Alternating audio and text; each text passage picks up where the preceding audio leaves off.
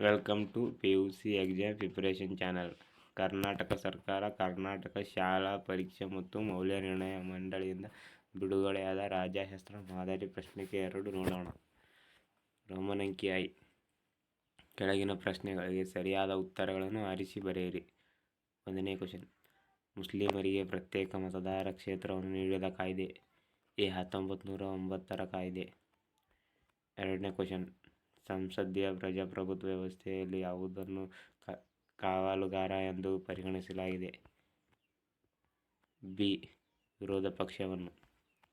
3ನೇ ಕ್ವಶನ್. ಮೈಸೂರಿನ ತಾತಯ್ಯ ಎಂದು ಯಾರನ್ನು ಹೆಸರುವಾಸಿಯಾಗಿರಬಹುದು. ಸಿ. ಶ್ರೀ ವೆಂಕಟಕೃಷ್ಣಯ್ಯ. 4ನೇ ಕ್ವಶನ್.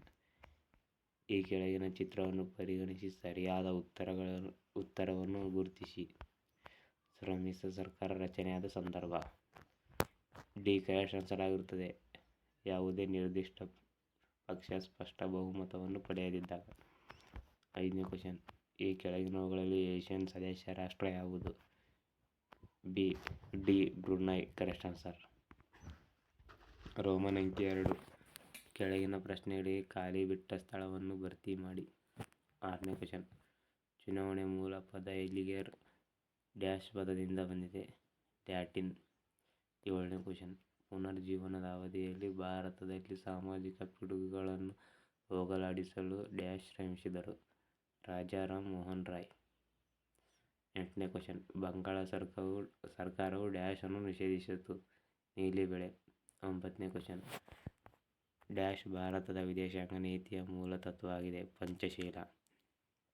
1972 ಸಿಮ್ಲಾ ಒಪ್ಪಂದಕ್ಕೆ ಇಂದಿರಾ ಗಾಂಧಿ ಮತ್ತು ಡ್ಯಾಶ್ ರವರು ಸಹಿ ಹಾಕಿದರು. ಜಡೆ ಭುಟ್ಟೋ. ಹೊಂದಿಸಿ ಬರೆಯಿರಿ. 11ನೇ question. Operation polo Africa. B. C.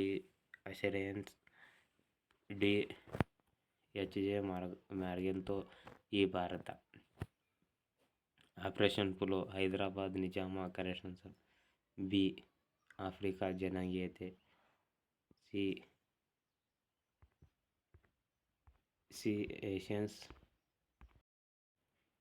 ಹೊಂದಿಸಿ ಬರೆಯಿರಿ. 11ನೇ question. A. Operation polo. B. Africa. C. Assyrians. D. H. J. Morgenthau. E. Bharat. A. Operation polo ಹೈದರಾಬಾದಿನ ನಿಜಾಮ. ಬಿ. ಆಫ್ರಿಕಾ ಜನಾಂಗೀಯತೆ. C. Assyrians Syria. D. H. J. Morgenthau ಅಂತಾರಾಷ್ಟ್ರೀಯ ಸಂಬಂಧಗಳು. E. Bharat. G20. Roman ಅಂಕಿ I. ಕೆಳಗಿನ ಪ್ರಶ್ನೆಗಳಿಗೆ ಒಂದೊಂದು ವಾಕ್ಯದಲ್ಲಿ ಉತ್ತರಿಸಿ. 12ನೇ ಕ್ವಶನ್. ರಾಜ್ಯ ಸರ್ಕಾರದಲ್ಲಿ ಸಂಪುಟ ಕಾರ್ಯದರ್ಶಿಯಾಗಿ ಯಾರು ಕಾರ್ಯನಿರ್ವಹಿಸುತ್ತಾರೆ. ಮುಖ್ಯ ಕಾರ್ಯದರ್ಶಿ ನಿರ್ವಹಿಸುತ್ತಾರೆ. ಹಾಗೆ 13ನೇ ಕ್ವಶನ್. ಡಾ. ಬಿ. ಆರ್. ಅಂಬೇಡ್ಕರ್ ರವರು ಸ್ವಂತ ಪ್ರವೇಶಿಸಲು ಮುನ್ನುಗ್ಗಿದ ದೇವಾಲಯ ಯಾವುದು. ನಾಸಿಕದ ಕಲಾರಾಮ್ ದೇವಾಲಯ. 14ನೇ ಕ್ವಶನ್.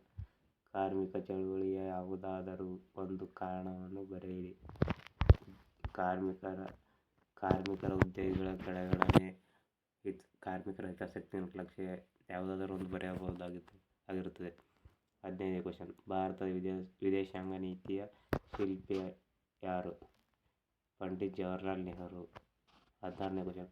CTBTಯನ್ನು ವಿಸ್ತರಿಸಿ. ಸಮಗ್ರ ಅಣ್ವಸ್ತ್ರ ನಿಷೇಧ ಒಪ್ಪಂದ. ಹಾಗೆಯೇ ರೋಮನ್ ಅಂಕಿ I. ಈ ಕೆಳಗಿನ ಯಾವುದಾದರೂ 5 ಪ್ರಶ್ನೆಗಳಿಗೆ ಪ್ರತಿಯೊಂದಕ್ಕೂ 2-3 ವಾಕ್ಯಗಳಲ್ಲಿ ಉತ್ತರಿಸಿ. 17ನೇ ಕ್ವಶನ್. ಭಾರತದ ಚುನಾವಣಾ ಆಯೋಗ ಒಂದು ಸ್ವತಂತ್ರ ಅಂಗವಾಗಿ ಹೇಗೆ ಕಾರ್ಯನಿರ್ವಹಿಸುತ್ತದೆ. ಹಾಗೆ 18ನೇ ಕ್ವಶನ್. ರಾಜಕೀಯ ತಟಸ್ಥತೆ ಎಂದರೇನು. ಸರ್ಕಾರಿ ನೌಕರರು ಯಾವುದೇ ರಾಜಕೀಯ ಪಕ್ಷ ಬಂದರೂ ಅವರ ಸಂವಿಧಾನದ ಚೌಕಟ್ಟಿನಲ್ಲಿ ಕಾರ್ಯನಿರ್ವಹಿಸಬೇಕಾಗಿ ರಾಜಕೀಯ ತಟಸ್ಥತೆ ಅನ್ನುವರು. ಹಾಗೆಯೇ 19ನೇ ಕ್ವಶನ್.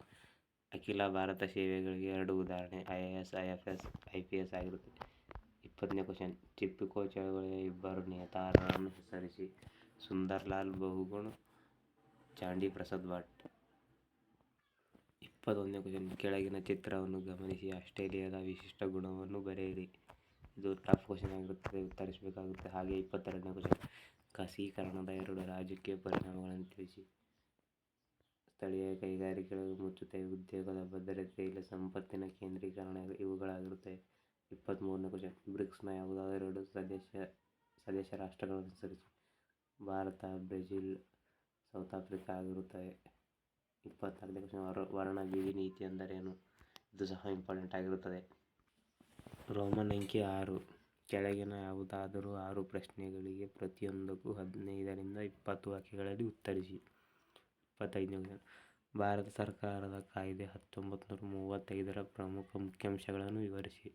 ಇದು ಸಹ ಇಂಪಾರ್ಟೆಂಟ್ ಆಗಿರುತ್ತದೆ. ಹಾಗೆ 26ನೇ ಕ್ವಶನ್. 1956ರ ರಾಜ್ಯಗಳ ಪುನರ್ರಚನಾ ಕಾಯ್ದೆಯ ಮುಖ್ಯಾಂಶಗಳನ್ನು ಬರೆಯಿರಿ. ಇದು ಸಹ ಇಂಪಾರ್ಟೆಂಟ್ ಆಗಿರುತ್ತದೆ. 27ನೇ ಕ್ವಶನ್. ಜಿಲ್ಲಾಡಳಿತ ಮುಖ್ಯಸ್ಥರಾಗಿ ಜಿಲ್ಲಾಧಿಕಾರಿಗಳ ಕಾರ್ಯಗಳನ್ನು ವಿಶ್ಲೇಷಿಸಿ.